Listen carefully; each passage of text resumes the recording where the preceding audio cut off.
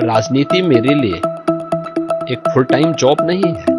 ये हम लोग जिस समय तक हैं काम कर रहे हैं। फिर हमारे मुख्यमंत्री तो कहते हैं कि राजनीति हमारा पार्ट टाइम जॉब है, तो दिल्ली वाले हटाते क्यों नहीं ऐसे पार्ट टाइम जॉब वालों? मोहनराव भागवत यानी सरसंघ चालक और पूरा संघ परिवार देश के नेतृत्व में बदलाव चाहता है। उत्तर प्रदेश के मुख्यमंत्री योगी आदित्यनाथ अपनी हिंदुत्ववादी छवि, बुलडोजर एक्शन और मजबूत प्रशासक के तौर पर आज देश के सबसे चर्चित नेताओं में से हैं। इसे लेकर कोई शक नहीं है, लेकिन जब बात उनके दिल्ली जाने को लेकर होती है, मोदी के उत्तराधिकारी के तौर पर योगी को देखे जाने की होती है, तो फिर कई विचार, कई स्थितियां और कई सियासी समीकरण बनने लगते हैं। पार्टी और संघ योगी को लेकर क्या प्लानिंग कर रहा, ये भले न क्लियर हो, लेकिन इन चर्चाओं को लेकर योगी आदित्यनाथ जरूर क्लियर हैं। योगी आदित्यनाथ ने प्रधानमंत्री पद की उम्मीदवारी और अपनी राजनीतिक महत्वाकांक्षाओं पर जवाब दिया है। उनका ये जवाब तब आया है जब पिछले 2 दिनों से पीएम मोदी के रिटायरमेंट की चर्चाएं चल रही थी। योगी आदित्यनाथ ने कहा कि वो राजनीति को अपना पूर्णकालिक काम नहीं मानते हैं।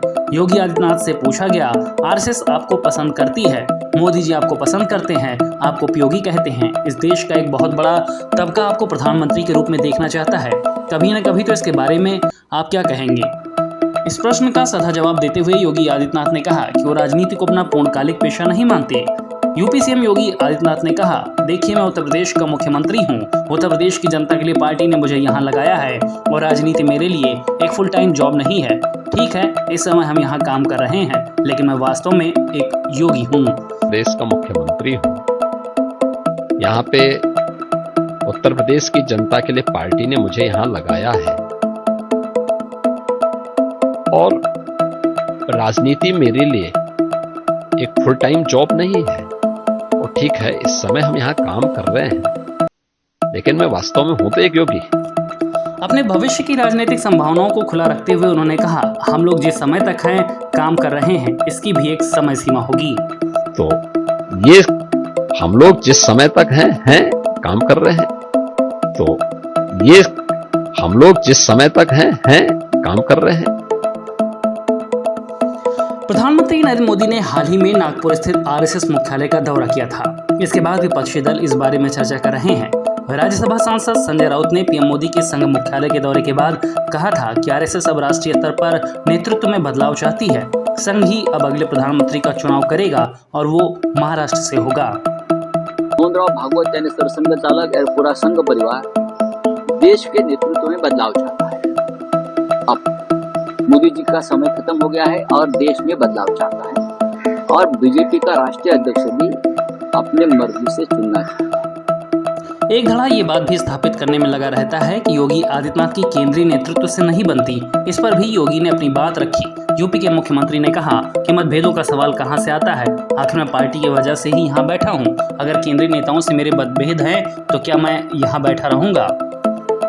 जो 8 साल पहले थे वही रिश्ते आज भी हमारे लीडर हैं। वो लीडर के रूप में हम लोग आज भी उनको ही सम्मान देते हैं।